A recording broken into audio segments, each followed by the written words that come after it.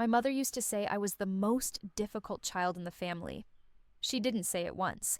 She said it over and over throughout my childhood, like a sentence hanging over my head. As the eldest of 5 siblings, I learned early on that I was different. While my younger sisters were taught how to cook, sew, and style their hair, I was obsessed with microscopes, computer programming, and solving complex math problems. I didn't like wearing dresses. I didn't like lipstick. And I had zero interest in the well-raised young men my mother so often praised. But my mother never accepted that difference. She saw me as a failed project, a defective daughter who needed fixing. Every holiday, birthday, or community event in our immigrant neighborhood, she would try to force me into a traditional aodai, smile beside boys she called marriage candidates. When I refused, she'd cry in front of everyone only to later slam the door and call me shameless, thick-skinned, and not feminine enough to be called a girl. The arguments got worse in high school. I won a prestigious STEM scholarship, but instead of pride, she told me, "Don't think studying makes you special. A girl's place is to settle down, get married, and have kids. No one wants a girl who only knows how to study and talk back to her parents." I stayed silent, but deep inside, something cold and sharp started to grow. A pain that came from being dismissed, belittled, and denied by the people who were supposed to love me most. When I got the chance to move to another state for work at a major tech company, I knew it was my escape. Not from family, but from the constant control, expectations, and rejection of who I truly was. For the first time, I lived independently. And for the first time, I lived honestly. I came out. I'm gay. I fell in love with a woman. And I converted. Not just because of her, but because I found a faith that felt more accepting, more fitting for who I was. My family's reaction was no surprise. They didn't yell. They didn't argue. They didn't ask for an explanation. They simply said, "You're no longer our child." No anger, no tears, just a chilling silence that severed everything. And in that moment, I knew. I had lost my entire family. I cut off all contact, except with one person, my youngest sister. She was still a teenager, still living at home, and had always been the only one who truly understood me. For 7 years, we kept in touch in secret. I didn't talk about my personal life. She never mentioned our parents. It was our unspoken pact to protect each other. In those 7 years, I rebuilt my life. I grew. I thrived in my career. I got married. I became a mother. And I thought I had buried the past, buried it deep with all its unnamed hurt. Until one day a phone call ripped it all open again. A scream from my mother through the phone shattered everything I'd tried to leave behind. This time, they didn't just want me, they wanted their granddaughter. But what they didn't know is that this little girl shares not a single drop of their blood. I still remember that day vividly. It was an ordinary afternoon. I was sitting with my daughter, going over the fall school list, when the phone rang. The caller was my younger sister. Her voice was weak, exhausted. She told me she'd just been in a car accident. A drunk driver had crashed straight into her car at an intersection near her home. It wasn't life-threatening, but she was seriously injured and would need a long recovery. I didn't hesitate. I covered all the hospital bills. Even though we were thousands of miles apart, in my heart, she was still my little sister, the one I'd always protect.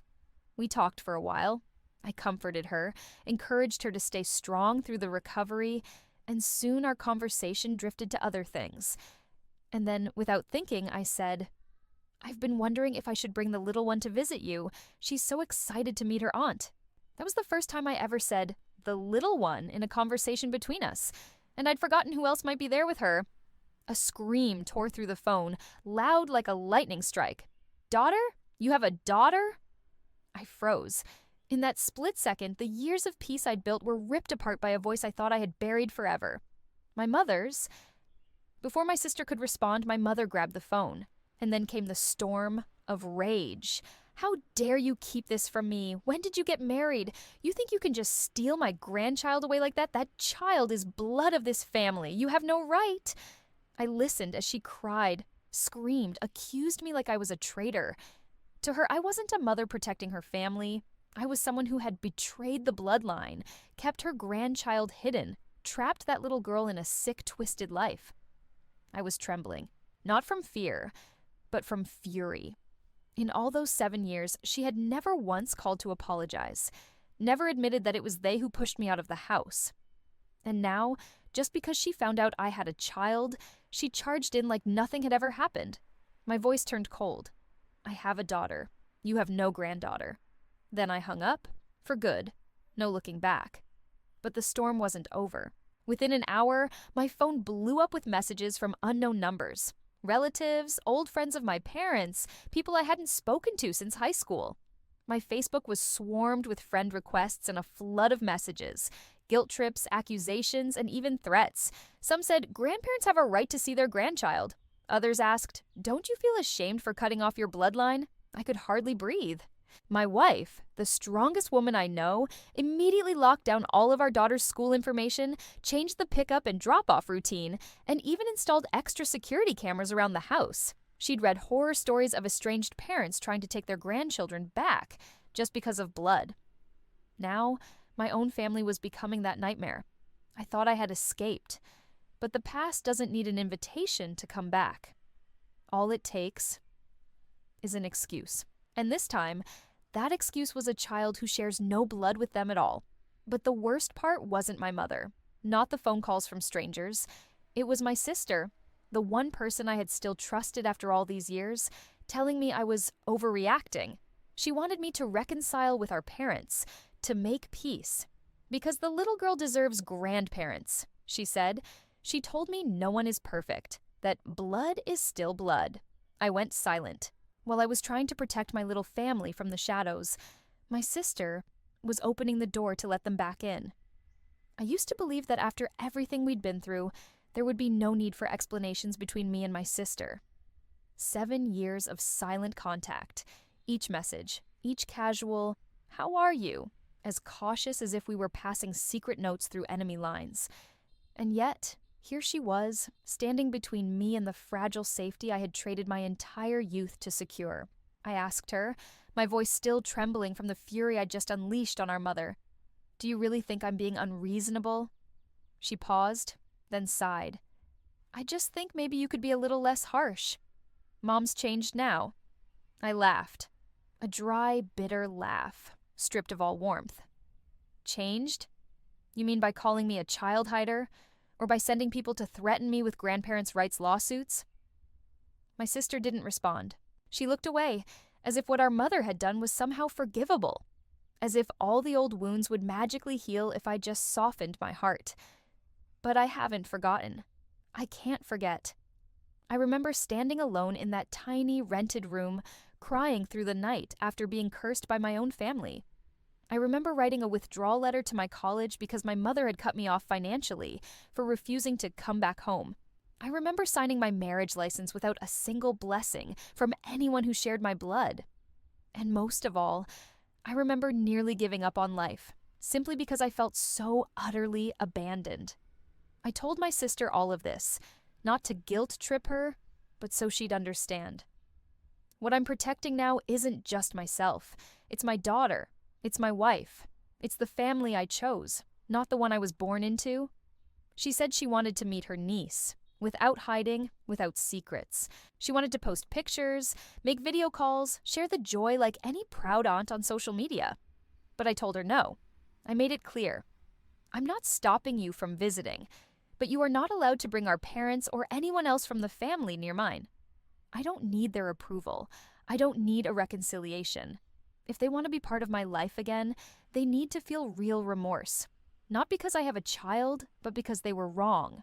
They were the ones who chose to cut me off. So if they want a way back, they'll have to stand at that door, knock for a long time, and wait to be forgiven. Later that night, I sent my sister an email repeating everything I had just told her. I am a lesbian, I follow a different faith, and I'm the mother of a child who is my whole heart. If our parents want the chance to know my family, they must accept all of me. No exceptions, no negotiations. I invited my sister to meet me in a large city. No home address, no guests. If she violated any part of that, the meeting would be over. Permanently. I braced myself for the worst. But then, something unexpected happened. An email from my brother. The one I'd almost erased from my memory. He was the golden child, the military man, the pride of the family. I never imagined he'd be the first to stand by me, openly and without shame. His email was a late apology, but a real one. He confessed his own truth, that he too had felt suffocated, that he once thought of running away. And now, as he prepares to become a father, he doesn't want his child to grow up in the same cycle of pain I had to survive. I sat there, reading his words, my hands trembling, not from fear, but from the realization that for the first time in years, I am no longer alone. And maybe, just maybe, family isn't always something we're born into. Sometimes it's something we have to choose. All over again. When I sent that email to my sister, I expected nothing but silence. Or worse, one of those sugar-coated criticisms, the kind that says, "I know you're hurting, but she's still our mother." But what I got instead came from a name I hadn't thought about in the 7 years since cutting ties. My brother, the middle child of the family. He used to be the golden boy in our parents' eyes. Joined the Navy right after high school. Quiet, non-confrontational. Never involved himself in the explosive fights between me and our mother. I used to think he was the kind of person who chose to stay out of everything. So when I saw his name in my inbox, and the first line read, "If you delete this right away, I'll understand," my heart froze. Every line in that email felt like a blade slicing back through time. But not to hurt, rather to reopen memories I had buried so deep I forgot they even existed. He admitted he didn't join the military just out of duty or patriotism, but because he wanted to escape the suffocating control of our family. For me, our parents were a wall standing between me and freedom. But for him, they were a cage. Invisible, but strong. A place where every decision was dictated, emotions were stifled, and self-worth was exchanged for the kind of filial piety society demanded. He used to pretend to agree with them. He used to think that staying quiet would keep the peace. But when he saw them turning their judgment toward me, my wife, and worst of all, my daughter, an innocent child, he realized he couldn't stay silent anymore. "I'm sorry I didn't stand up for you when you needed me, but this time, I won't look away." That last line broke me. I cried. We met up for lunch at a small restaurant downtown. I had braced myself for awkward silences, for a mess of conflicting emotions after nearly a decade apart. But he walked in with honest eyes, and the first thing he said was, "I'm not here because we share blood. I'm here because you deserve someone who's in your corner." We sat for hours. He told me about the woman he's about to propose to, someone from a different religion, someone our parents would never accept. He's not religious, but for love, he's willing to convert. And only when he started thinking about having kids of his own did he truly understand that deep, burning need to protect your little family from the toxic values that once trapped you as a child. Right there in the restaurant, he pulled out his phone and typed up a short email to our entire family. "From this point on, I'm cutting off all contact. I stand with my sister and the family I'm building. Do not reach out. I won't respond." He blocked every number, every social media account. Then he looked up at me with a quiet smile. "I just wish I'd been brave enough sooner. I never imagined a day when my own brother would defend me. Not with hollow words, but with real, decisive action.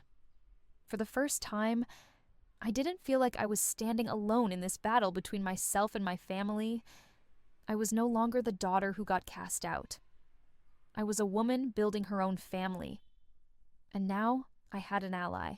That night, I went home and saw my daughter asleep on the couch, her little arms wrapped tightly around her worn-out cloth doll.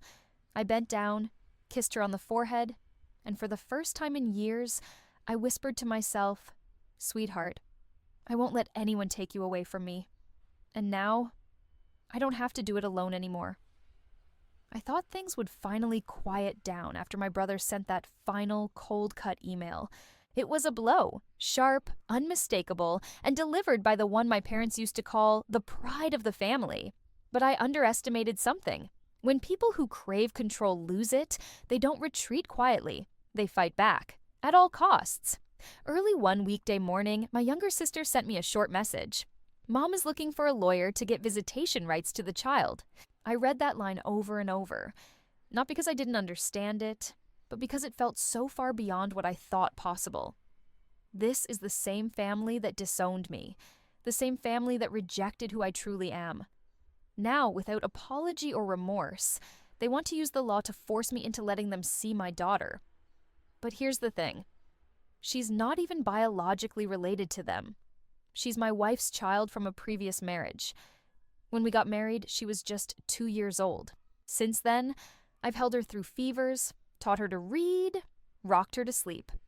I've never once called myself her stepmom. To her, I'm her little mom, and my wife is tall mom. The sweetest, simplest way a child could tell the difference between two women who love her the same. But in my parents' eyes, she's their grandchild. Not out of love, but because she's a ticket, a way back into my life, without ever having to say sorry. I contacted a lawyer immediately. Thankfully, I live in Florida, a state with very clear laws about grandparent visitation rights. Here, grandparents can only petition the court if one or both parents are deceased, missing, or unfit. In our case, both my wife and I are stable, financially secure, and most importantly, I have zero biological connection to my old family. The truth is, my daughter has nothing to do with them. And if I choose to move forward with the adoption process, which we've already planned, then legally, they'll have even less ground to stand on. One of my mom's lawyer friends, after hearing the story, let out a dry laugh and said flat out, they don't have a case. No judge is going to grant rights to people who disowned the child's mother, insulted her marriage, and share no blood with the child. I let out a long breath. Not because I'd want to fight, but because I knew I'd done the right work to protect my family. My wife, who still quietly checks the home cameras every night and monitors school messages, wrapped her arms around me and said, "We don't have to be afraid of them anymore." I thought back to the years I spent being small, begging for recognition. But now, I don't need validation from anyone, especially not those who abandoned me. I am the mother, and no one, not even the people who gave birth to me, has the right to take that from me. In the end, I sent one final email to my sister. No anger, no bitterness, just one clear line. If they want to come back, they have to start from scratch, with real remorse. But if they try to hijack love through the legal system, they better know one thing. I will never back down. Outside, the sun was rising. I picked up my daughter and carried her to the backyard, watching her run around with our little dog. A tiny family, but full of laughter. A home with no shadows. And in that moment, I knew. I had chosen right. I didn't choose blood. I chose love. And that's the kind of motherhood no one can take away from me.